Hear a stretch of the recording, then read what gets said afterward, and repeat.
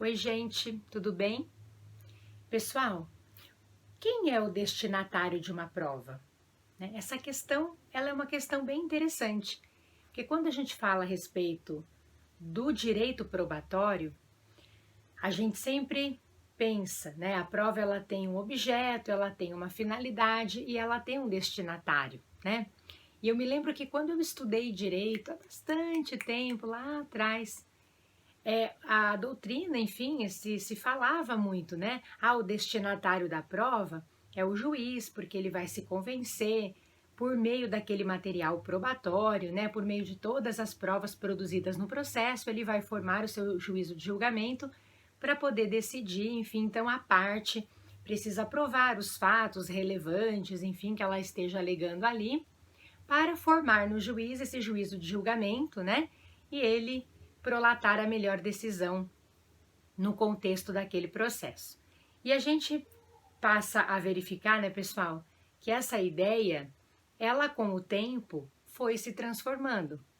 E se a gente for pensar hoje, não é só o juiz que é o destinatário da prova, né?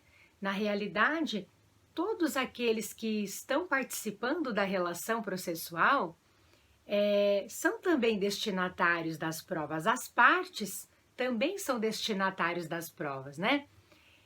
Basta a gente pensar, gente, na ideia da produção antecipada de provas, né? Então, o legislador, ele estabelece a possibilidade, quando ele fala sobre a produção antecipada de provas, de a parte interessada, né, de um interessado, postular pela produção antecipada de uma prova para, eventualmente, decidir se ele vai promover uma ação ou não contra aquele que lhe causou um prejuízo. Então, primeiro ele objetiva a produção daquela prova para elucidar algumas questões, para identificar alguns pontos, e aí ele vai decidir se ele vai promover uma ação ou não, né?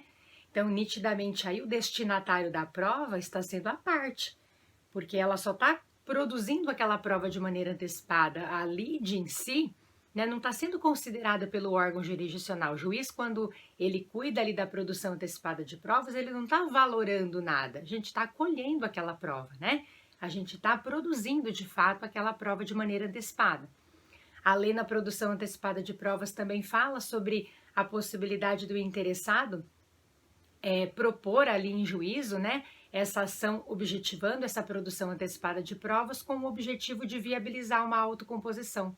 Ela só pretende colher ali elementos, ter elementos em mãos, para que ela possa ir, né, levar aqueles elementos a uma mesa de negociação, por exemplo, para tentar um acordo com relação àquela situação. Nem vai haver ação proposta para dirimir de fato aquele conflito, então ela só pretende de repente uma perícia antecipada ali para que ela disponha de elementos, ela tenha dados mais concretos, né, em mãos, para poder levar ali para uma negociação e de repente obter uma autocomposição.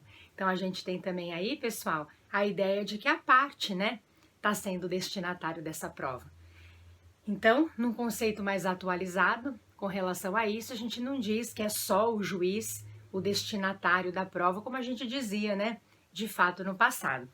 Eu quero só fazer a leitura aqui para a gente finalizar do enunciado de número 50 do FPPC, do Fórum Permanente dos Processualistas Civis, que tem a seguinte redação: os destinatários da prova são aqueles que dela poderão fazer uso, sejam juízes, partes ou demais interessados, não sendo a única função influir eficazmente na convicção do juiz. Bem interessante, né, pessoal?